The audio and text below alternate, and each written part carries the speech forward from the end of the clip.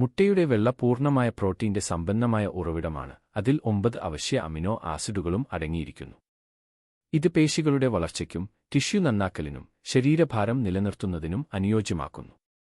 കൊഴുപ്പ് ചേർക്കാതെ തന്നെ പ്രോട്ടീൻ ആവശ്യങ്ങൾ നിറവേറ്റുന്നതിനായി അത്ലറ്റുകളും ഫിറ്റ്നസ് പ്രേമികളും പലപ്പോഴും മുട്ടയുടെ വെള്ള ഭക്ഷണത്തിൽ ഉൾപ്പെടുത്താറുണ്ട്.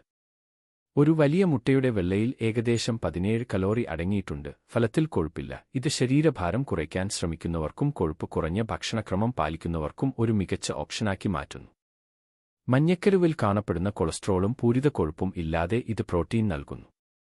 മുട്ടയുടെ മഞ്ഞക്കരുവിൽ നിന്ന് വ്യത്യസ്തമായി മുട്ടയുടെ വെള്ളയിൽ കൊളസ്ട്രോൾ പൂർണ്ണമായും ഇല്ല.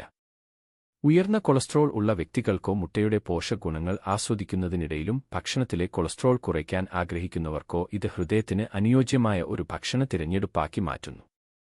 മുട്ടയുടെ വെള്ളയിലെ ഉയർന്ന നിലവാരമുള്ള പ്രോട്ടീൻ വ്യായാമത്തിന് ശേഷം പേശികളുടെ വീണ്ടെടുക്കലിനെ പിന്തുണയ്ക്കുകയും പേശികളുടെ തകർച്ച തടയാൻ സഹായിക്കുകയും ചെയ്യുന്നു.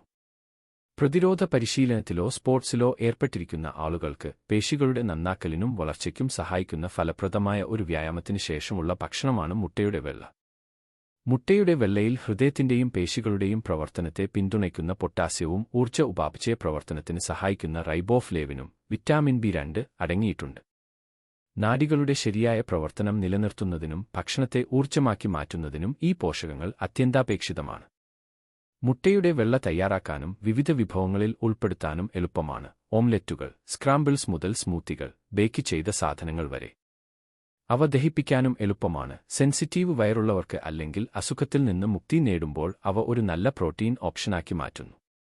കുറഞ്ഞ കൊഴുപ്പ്, കുറഞ്ഞ കാർബ്, ഉയർന്ന പ്രോട്ടീൻ, കുറഞ്ഞ കലോറി ഭക്ഷണക്രമം എന്നിവയുൾപ്പെടെ വിവിധ ഭക്ഷണക്രമങ്ങൾക്ക് മുട്ടയുടെ വെള്ള അനുയോജ്യമാണ്. അവയുടെ ശുദ്ധമായ പോഷകാഹാര പ്രൊഫൈൽ കാരണം ശരീരഭാരം കുറയ്ക്കൽ, ബോഡി ബിൽഡിംഗ്, ചികിത്സാ ഭക്ഷണക്രമങ്ങൾ എന്നിവയിൽ ഇവ സാധാരണയായി ഉപയോഗിക്കുന്നു. മുട്ടയുടെ വെള്ളയിൽ പ്രോട്ടീൻ കൂടുതലാണെങ്കിലും മഞ്ഞക്കരുവിൽ കാണപ്പെടുന്ന വിറ്റാമിൻ ഡി, വിറ്റാമിൻ B12, ആരോഗ്യകരമായ കൊഴുപ്പുകൾ, ഇരുമ്പ്, കോളിൻ തുടങ്ങിയ അവശ്യ പോഷകങ്ങൾ അവയിൽ ഇല്ല. മുട്ടയുടെ വെള്ളയെ മാത്രം ആശ്രയിക്കുന്നത് ഈ പ്രധാന പോഷകങ്ങൾ ഭക്ഷണത്തിൽ മറ്റെവിടെയെങ്കിലും ചേർത്തിട്ടില്ലെങ്കിൽ നിങ്ങൾക്ക് നഷ്ടപ്പെടുത്താൻ ഇടയാക്കും. മുട്ടയുടെ വെള്ള അലർജി, പ്രത്യേകിച്ച് കുട്ടികളിൽ, അസാധാരണമല്ല. തേനീച്ചക്കൂടുകൾ, ദഹനസംബന്ധമായ അസ്വസ്ഥതകൾ, ശ്വസന പ്രശ്നങ്ങൾ അല്ലെങ്കിൽ അനാഫൈലക്സിസ് എന്നിവ ലക്ഷണങ്ങളിൽ ഉൾപ്പെടാം. ഒരു ആരോഗ്യ വിദഗ്ധൻ അനുമതി നൽകിയില്ലെങ്കിൽ മുട്ടയുടെ മഞ്ഞക്കരുവും വെള്ളയും അലർജിയുള്ളവർ ഒഴിവാക്കണം. അസംസ്കൃതമോ വേവിക്കാത്തതോ ആയ മുട്ടയുടെ വെള്ളയിൽ സാൽമോനെല്ല ബാക്ടീരിയ ഉണ്ടാകാം. ഇത് ഭക്ഷ്യജന്യ രോഗങ്ങളിലേക്ക് നയിച്ചേക്കാം. ഈ അപകടസാധ്യത കുറയ്ക്കുന്നതിന് മുട്ടയുടെ വെള്ള നന്നായി വേവിക്കുകയോ പാസ്ചറൈസ് ചെയ്തോ കഴിക്കണം. പ്രത്യേകിച്ച് കുട്ടികൾ, ഗർഭിണികൾ, രോഗപ്രതിരോധശേഷി ദുർബലരായ ആളുകൾ എന്നിവർ പാസ്ചറൈസ് ചെയ്യണം.